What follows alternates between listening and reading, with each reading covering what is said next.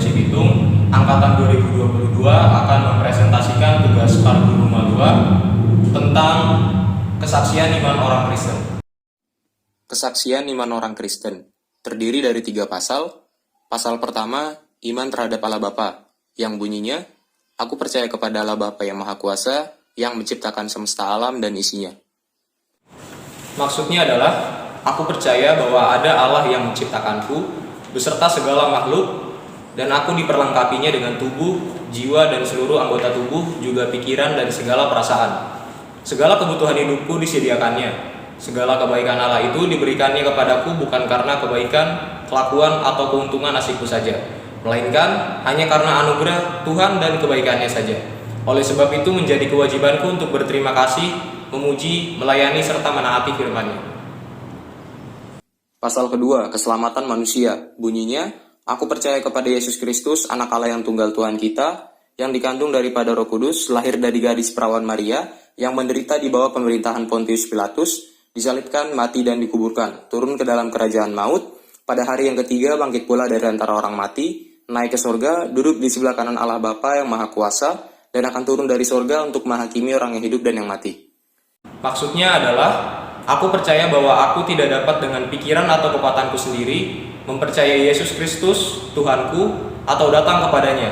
Tetapi Roh Kudus telah memanggil aku melalui Injil, menerangi dan menguduskan aku di dalam kepercayaan yang benar. Juga seperti Dia yang selalu memanggil, mengumpulkan, menerangi dan menguduskan seluruh gereja Kristen di dunia, melalui Yesus Kristus di dalam satu-satunya iman yang benar. Setiap hari di gereja itu, Dia selalu bermurah hati untuk mengampuni dosa orang percaya. Dan pada hari akhir, Dia akan membangkitkan aku beserta seluruh orang yang telah mati dan memberikan kepadaku serta semua orang percaya yang kepada Yesus Kristus kehidupan yang kekal. Pasal ketiga, kekudusan orang Kristen. Bunyinya, aku percaya kepada Roh Kudus, satu gereja Kristen yang kudus, persekutuan orang-orang kudus, pengampunan dosa, kebangkitan daging, dan kehidupan yang kekal. Amin. Maksudnya adalah, aku percaya bahwa Yesus Kristus adalah Allah yang sesungguhnya, yang diperanakan dari Bapanya dari kekekalan, dan juga Dia adalah manusia yang sesungguhnya, yang lahir dari garis perawan Maria. Dia adalah Tuhanku yang menebus dan menyelamatkan aku, manusia yang sesat dan terkutuk ini. Bukan dengan emas atau perak, melainkan dengan darahnya yang kudus dan mahal, dengan penderitaan dan kematiannya yang bukan karena dosanya, agar aku menjadi pengikutnya dan hidup menjadi warga kerajaannya. Kalau demikian, apakah yang menjadi dasar kesaksian iman orang Kristen? Jawabannya ialah kesaksian iman orang Kristen adalah intisari dari kepercayaan orang Kristen, sesuai dengan apa yang telah dimufakati oleh bapak-bapak gereja sejak dahulu kala. Hal tersebut dinamai kesaksian iman orang Kristen, tetapi ada kalanya disebut kesaksian iman pada Rasul yang 12 pasal atau kesaksian iman Nisea atau Konstantinopel, karena kesimpulan kesaksian iman orang Kristen itu ditetapkan di sana. Apakah dasar kesaksian iman orang Kristen? Jawabannya ialah kesaksian iman orang Kristen merupakan intisari dari apa yang dipercayai setiap orang Kristen yang dirumuskan bapak-bapak gereja terdahulu. Kesaksian iman ini sering juga disebut pengakuan iman 3 pasal atau pengakuan iman para rasul yang 12 pasal. Kesaksian ini berdasar pula pada pengakuan Nisea dan Konstantinopel. Apakah yang disebut iman? Jawabannya ada 3. Yang pertama, iman adalah pemberian Allah yang merupakan keistimewaan bagi manusia supaya bagi manusia ada kekuatan untuk mempercayai atau tidak mempercayai. Yang kedua, Ibrani 11 ayat 1 mengatakan, iman adalah dasar dari segala sesuatu yang kita harapkan dan bukti dari segala sesuatu yang kita lihat. Dengan demikian, pengertian iman lebih luas dan lebih dalam dari pengetahuan dan pengertian. Yang ketiga, iman adalah pengakuan yang keluar dari suara hati tentang suatu kebenaran. Apakah yang dimaksud dengan suara hati? Jawabannya adalah suara hati adalah ciptaan Tuhan di dalam diri manusia, yang merupakan alat perlengkapan manusia untuk menilai segala sesuatu yang dilakukannya. Suara hati tidak berada di bawah kuasa pikiran manusia, melainkan suatu kekuatan yang berdiri sendiri untuk menilai segala sesuatu yang dilakukan sendiri. Itulah sebabnya kalau suara hatinya telah mati, maka dia tidak dapat menilai mana yang baik dan buruk. Mengapa di dalam kesaksian iman itu kita mengatakan aku percaya? Jawabannya ialah setiap manusia hidup karena imannya sendiri. Yakobus 2 ayat 24. Jadi kamu lihat bahwa manusia dibenarkan karena perbuatan perbuatannya dan bukan karena iman. Berapakah pasal kesaksian iman itu? Jawabannya ialah 3 pasal. 1. Iman terhadap Bapa. 2. Keselamatan manusia. 3. Kekudusan orang Kristen.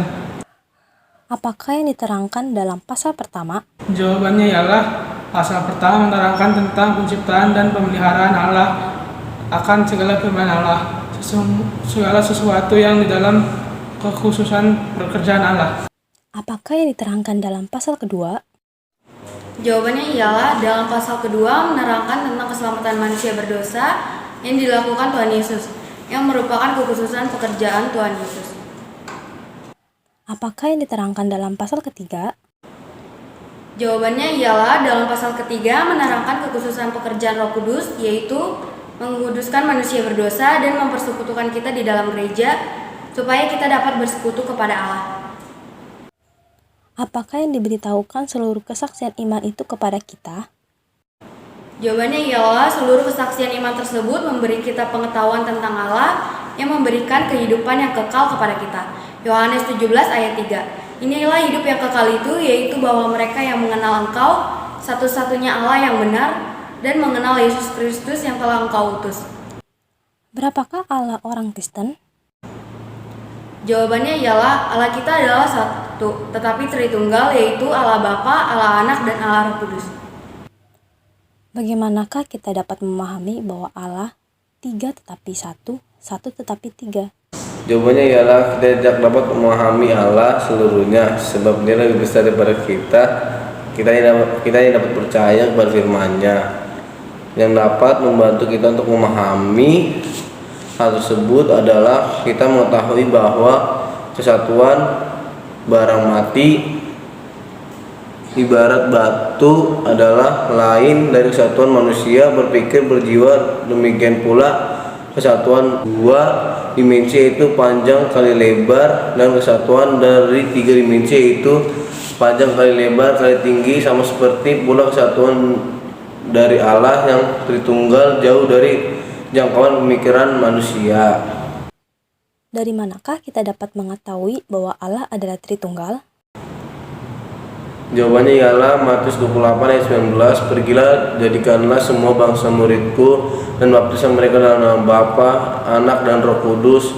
11 Korintus 13 ayat 13. Kasih karunia Tuhan Yesus Kristus dan kasih Allah dan persekutuan Roh Kudus menyertai kamu sekalian. 1 Yohanes 5 ayat 7-8. Ayat 3 yang memberi kesaksian di bumi, roh dan air dan darah, ketiganya adalah satu. Bagaimanakah menurut konvensi HKBP tentang ketritunggalan Allah? Jawabannya ialah kita percaya dan mensaksikan Allah kita hanya satu dan juga Tritunggal, yaitu Allah Bapa, Allah Anak, dan Roh Kudus. Yohanes 5:19. Maka Yesus menjawab mereka, katanya, Aku berkata kepadamu, sesungguhnya anak tidak dapat mengerjakan sesuatu dari dirinya sendiri, jikalau tidak ingin melihat Bapa mengerjakannya, sebab apa yang dikerjakan Bapa itu juga yang dikerjakan anak. Yohanes 14 ayat 11. Percayalah kepadaku bahwa aku di dalam Bapa dan Bapa di dalam aku, atau setidak-tidaknya percayalah karena kerjaan itu sendiri. Yohanes 1 ayat 1. Pada mulanya adalah firman itu bersama-sama Allah, dan firman itu adalah Allah. Yohanes 15 ayat 26. Jikalau penghibur yang akan kuutus dari Bapa datang, itu roh kebenaran yang keluar dari Bapa, ia akan bersaksi tentang aku. 2 Korintus 13 ayat 13. Karunia Tuhan Yesus Kristus dan kasih Allah dan persekutuan Roh Kudus menyertai kamu sekalian. Matius pasal 28 ayat 19. Karena itu pergilah, jadikanlah semua bangsa muridku dan baptislah mereka dalam nama Bapa dan Anak dan Roh Kudus.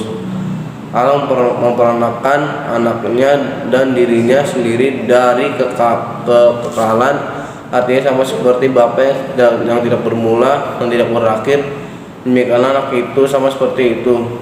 Roh Kudus dan tidak bermula dan tidak berakhir yang berasal dari Allah dan anak itu. Melalui konvensi HKBP tadi, ajaran yang bagaimanakah yang kita lawan dan kita tolak? Jawabannya ialah Konvensi AKBP menyatakan dengan jelas bahwa pengakuan iman ini merupakan sulu penuntun dan dasar dari segenap AKBP. Karena hanya ajaran yang dibenarkan yang dapat menggarami dan menerangi hidup kita di dunia ini. Pengakuan iman ini adalah dasar bagi AKBP. Melawan dan menolak segala ajaran yang bertentangan dengan firman Allah, bercermin pada pernyataan konvensi tersebut, maka seluruh kehidupan termasuk pekerjaan, pengajaran, dan khotbah pendeta berdiri dari pengakuan iman tersebut yang berdasarkan ajaran yang benar yang bisa menggarami dan menerangi kehidupan di dunia ini berdasarkan dari pengakuan iman, konvensi AKBP. Maka segala ajaran yang bertentangan dengan firman Allah yang lahir dalam gereja itu sendiri serta ajaran yang ada di sekitarnya adalah ditolak dan dilawan.